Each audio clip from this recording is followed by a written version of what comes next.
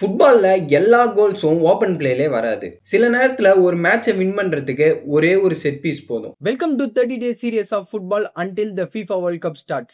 Set பீஸ்னா என்ன? ஒரு ரெஃப்ரி கேமை ஸ்டாப் பண்ணிட்டு ஒரு டீமுக்கு பாலை ரீஸ்டார்ட் பண்ண கொடுக்குற சுச்சுவேஷன் தான் செட் பீஸ். இன்னும் சொல்லணும்னா ஒரு விஷயத்த எக்ஸாக்டா ரிஹர்ஸ் பண்ண மாதிரியே கேம்ல இம்ப்ளிமெண்ட் பண்ண முடிஞ்சதுன்னா அதுதான் செட் பீஸ். டி ஏரியாவுக்கு வெளியில ஃபவுல் ஆனா கிடைக்கிற ஃப்ரீ கிக் ஒரு செட் பீஸ். அதுவே டி ஏரியாவுக்கு உள்ள நடந்தா கிடைக்கிற பெனால்டி கிக் ஒரு set piece. Goal kick, corner kick, throw in, even kick off கூட ஒரு செட் பீஸ் தான். பிகாஸ் கிக் ஆஃப்ஸ்லே ஒரு சில டச்சஸ்லே பர்ஃபெக்டான பாசிங்கை போட்டு டீம்ஸ் கோல் அடிக்கிறது உண்டு. டாப் டீம்ஸ்லாம் ட்ரைனிங்ல செட் பீஸுக்குன்னே ஒரு தனியான செஷன்ஸ் வச்சு பிராக்டிஸ் பண்ணுவாங்க.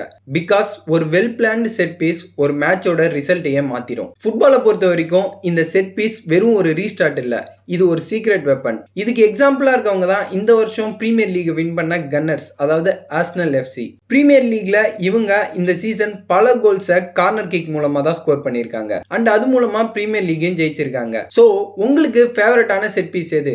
கார்னரா, ஃப்ரீ கிக்கா, பெனால்ட்டியா? ஸோ ஃபுட்பால் பற்றி ஃபுல்லாக தெரிஞ்சுக்க சீரீஸை ஃபுல்லாக ஃபாலோ பண்ணுங்கள்.